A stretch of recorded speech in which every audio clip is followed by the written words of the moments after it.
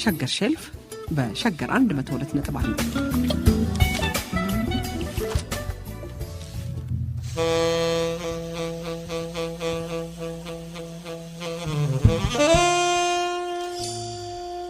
እነሆ መቆያ። የዚህ ፕሮግራም መቅረቢያ አሁን ስለሆነ አይደለም፣ ነገር ግን መቆያ በመጽሐፍ መልክ ስለመጣ እሱን ልንነግራችሁ ነው። በሸገር 102.1 ኤፍኤም ሬዲዮ በአየር ሞገድ ሲተላለፍ የሰማችሁት መቆያ ለንባብ እንዲመች ሆኖ እነሆ በመጽሐፍ ቀርቧል። ከወደዳችሁት ሌሎችንም በተከታታይ ለማቅረብ ሐሳብ አለን። በህትመቱ የተካተቱት ዘለግ ያሉ ዓመታት ያስቆጠሩ ታሪኮች ናቸው። ግን አሁንም ድረስ በዓለማችን የመሪዎች አምባገነንነት፣ የመንግሥት ኢዲሞክራሲያዊነት፣ የአስተዳደር በደል፣ ሙስና፣ ጭቆናና የሰብአዊ መብት ጥሰት መድረሱ የቀጠለ በመሆኑ ይነስም ይብዛ መልካም አድራጊ መሪዎችና ሹማምንትም ስለሚገኙ በመጽሐፉ ላይ የተጠቀሱት ጊዜ ያለፈባቸው ሆነው አይታዩም።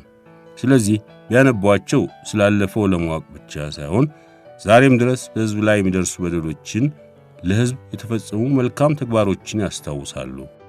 የበለጠ ለማወቅ ከፈለጉም ለጥናቱ መነሻ ይሆኑታል ብዬ አስባለሁ።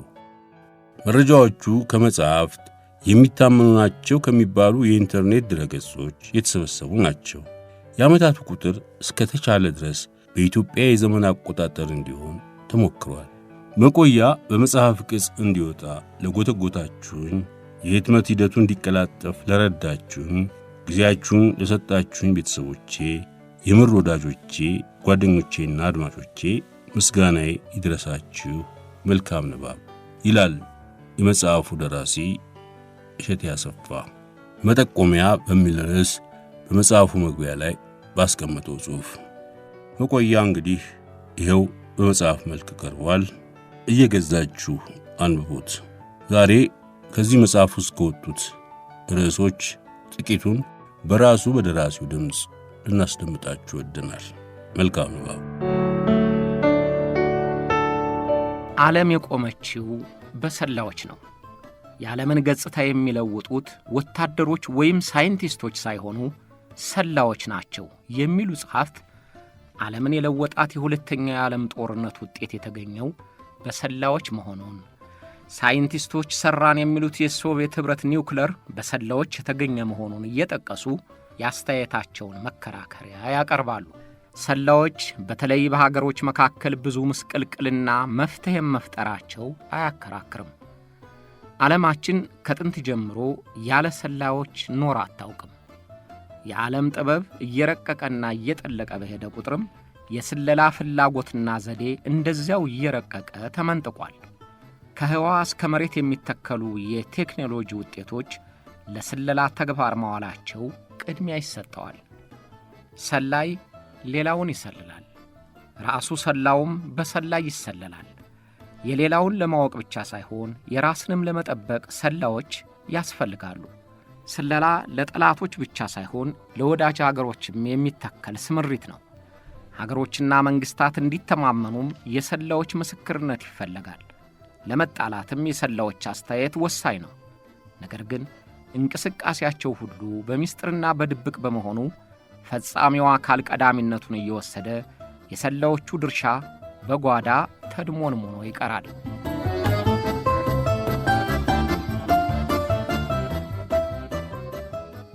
ዓለምን በሁለት ጎራ ከፍሎ የትርምስ ሜዳ አድርጓት የነበረውን የቀዝቃዛውን ጦርነት እንደ ሞተር ሆነው አቅጣጫውን የሚያስይዙት የስለላ ውጤቶች ነበሩ። ቀዝቃዛው ጦርነትን እንደ ዲሚትሪ ፖሊያኮቭ ያሉ ሰላዮች የቀዝቃዛውን ጦርነት አቅጣጫ ሲቀይሱ ቆይተዋል። የቀዝቃዛው ጦርነት የአንደኛው ጎራ መሪ የነበረችው ሶቪየት ኅብረትም እንድትዳከም የውጭው ጫና ብቻ ሳይሆን የራሷ ሰላዮች ዱላ ክፉኛ ጎድቷታል። ዲሚትሪ ቪዮሮዶቪች ፖሊያኮቭ የሶቪየት ኅብረት ሰላይ ሆኖ ወደ ተለያዩ ሀገሮች ተልኳል። እሱ ግን የላከውን መንግሥት የሚጸየፍ ስለነበር ለተፋላሚው አሜሪካ መረጃ አቀባይ ሆነ። ለ25 ዓመታትም ከሀገሩ የሚስጥር ጓዳ የሚመነትፋቸውን መረጃዎች ለጠላቶቹ አስተላለፈ። የቀዝቃዛው ጦርነት ከዚያ በላይ በባሰ ሁኔታ እንዳይገል የሰላይ ፖሊያኮቭ ድርሻ መተኪያ የለውም ተብሎለታል። በርግጥ እንደ ፖሊያኮቭ ያሉ ጣምራ ሰላዮች በጣምራ ፍርድ ይጣበቃሉ። አንደኛው ከሃዲ ሲላቸው ሌላው የመርህ ሰው ይላቸዋል። ፖሊያኮቭም ከማንኛው ወገን እንደሚመደብ ታሪኩን ከተከታተላችሁ በኋላ እናንተው መድቡ። በማንኛውም መንገድ ቢጻፍ ጃንግ ቺንግን ሳያነሳት ሊያልፍ አይችልም። ከተዋናይነት ወደ ኮሙኒስት ፓርቲው ፖለቲካ ቢሮ አባልነት ተወርሳለች፣ አሰቃይታለች፣ ቀስቅሳለች። ትልቁ ምኞቷ የቻይና የመጨረሻው መሪ ለመሆን ነበር። የማኦን ወንበር ለመያዝ ትመኝ ነበር።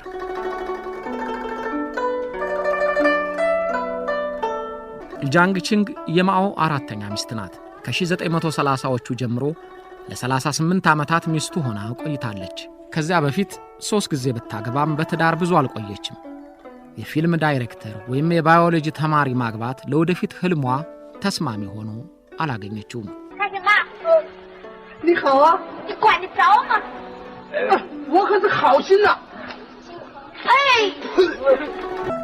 በትምህርቷ ጎበዝ፣ በውበቷ የተደነቀች አርቲስት መሆኗን ለወደፊቱ ዓላማዋ ልትጠቀምበት ቆረጠች።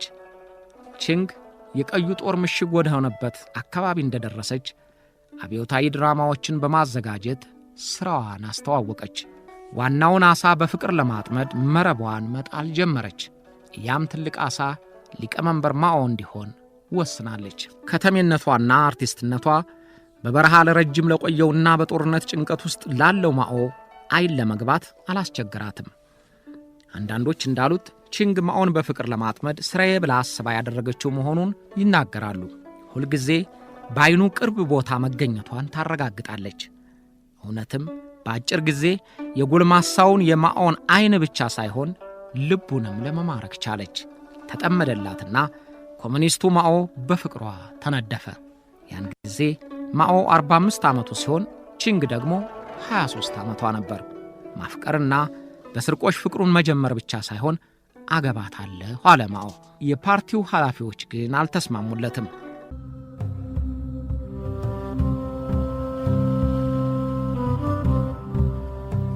ኖረውም አይጠቅሙም ሞተውም አይጎዱም ይሉ ነበር የካምሩጅ ባለስልጣኖች ሚሊዮኖቹን የካምቦዲያ ዜጎቻቸውን ሲገድሉ። በፖልፖት የስልጣን ዘመን ካምቦዲያ የመከራን መዓት የፍዳን አይነት አንገፍግፎ እስኪደፋት ድረስ ተግታዋለች። የፖልፖት መንግሥት የገዛ ሀገሩን ሕዝብ ወተት ነጣ ኮሶ መረረ እያለ የማይሆን ሰበብ እየፈለገ እንደ ጎመን አስቀነጠሰው። የኮሙኒስቱ መሪ ፖልፖት ብቻ ሳይሆን የእርሱ ትንፋሽ ጠባቂዎች የሆኑት ካድሬና ወታደሮች ለፓርቲው ራሳችንን አስገዝተናል ብለው ወገናቸውን ጨፈጨፉት። ግን በሰፈሩት ቁና መሰፈር አይቀርም ነውና ፖልፖት ለገዛ ጓደኞቹም አልተመለሰም። በካድሬዎቹ የሚጨርሰውን አስጨርሶ የበፊቱን ወዳጆቹን እንደገና ጠላት አድርጎ ጠርጥሬያችኋለሁ እያለ በሌሎች አስጨረሳቸው። እነዚያንም በሌላ እያስገደለ ዕድሜውን ፈጀ።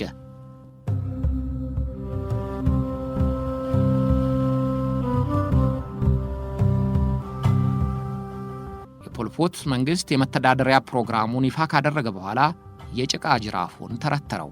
ካምሩጅ ኮሙኒዝምን ሊገነባ የሚችለው ገበሬው ነው የሚል ጥብቅ እምነት አሳደረ። ስለዚህ ከ2000 ዓመታት በፊት የነበረው የካምቦዲያ ስልጣኔና ታሪክ በሙሉ እንዲወድም አዋጅ ወጣ።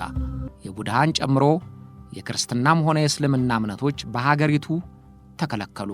ቤተ መቅደሶች፣ መስጊዶች የት ነበሩ እስኪባል ድረስ ፈረሱ። ጥንታዊ ሐውልቶች፣ የድንጋይ ላይ ጽሑፎች ሳይቀር ፈራረሱ። ካምሩጅ ዋና ከተማዋን የተቆጣጠረበት ቀንም ካምቦዲያ ከዜሮ የምትጀምርበት ቀን እንዲሆን በይፋ ታወጀ። ከዜሮ ስለምትጀምርም ከዚያ በፊት የነበረው ዕውቀት በሙሉ ይሰረዝ ተባለ። የባህል ሕክምና እንጂ ዘመናዊ ሕክምና የቡርዥዋው ነው ተብሎ መድኃኒቶች በሙሉ ተቃጠሉ። ሆስፒታሎች ተዘግተው ለሌላ አገልግሎት ተመደቡ።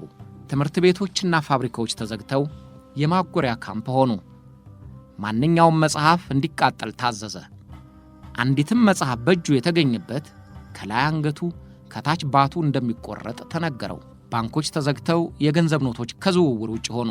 ሁሉም ነገር ከዜሮ መጀመር ነበረበትና እንደ ገበሬው ሁሉም በእግር እንጂ በመጓጓዣ መጠቀም አይፈቀድለትም። የግል ንብረት ብሎ ነገር በጥብቅ ተከለከለ። አክስቴ፣ አጎቴ፣ ወንድሜ፣ እህቴ፣ አባቴ ወይም እናቴ የሚሉ የዝምድና ግንኙነቶች እንዲፋቁ ማዘዣ ወጣ። በአውሮፓ እምብርት ሆነው ለአውሮፓና አሜሪካ የቋንጃ ላይ ከሆኑባቸው መሪ በቤላሩስ ሥራቸውን ሰደው የመሪነት አገልግሎታቸውን ያከናውናሉ። ተቃዋሚዎቻቸው ግን ያተራምሳሉ ይሏቸዋል። የሀገሪቱን ምጣኔ ሀብት በማሳደጋቸው ማንም አይጠራጠርም። ግን ተቃዋሚዎቻቸው በሰብአዊ መብት ጥሰት፣ በዲሞክራሲ አፋኝነት፣ በአምባገነንነት ይወነጅሏቸዋል። የባህር በር የሌላትንና የ10 ሚሊዮን ዜጎች ሀገር የሆነችውን ቤላሩስን ለ20 ዓመታት ሲመሩ ቆይተው ባለፈው ጥቅምት መጀመሪያ ደግሞ አንሷቸዋልና ይጨመርላቸው ተብሎ ለ5ኛ ጊዜ ተመርጠዋል። የሚደግፏቸው ክብራችን፣ አንበሳችን እያሉ ያወድሷቸዋል። የሚነቅፏቸው ግን የአውሮፓው የመጨረሻ አምባገነን እያሉ ያጥላሏቸዋል። እኛ ሰው ፕሬዝዳንት አሌክሳንደር ግሪጎቪች ሉካሽንኮ ይባላሉ።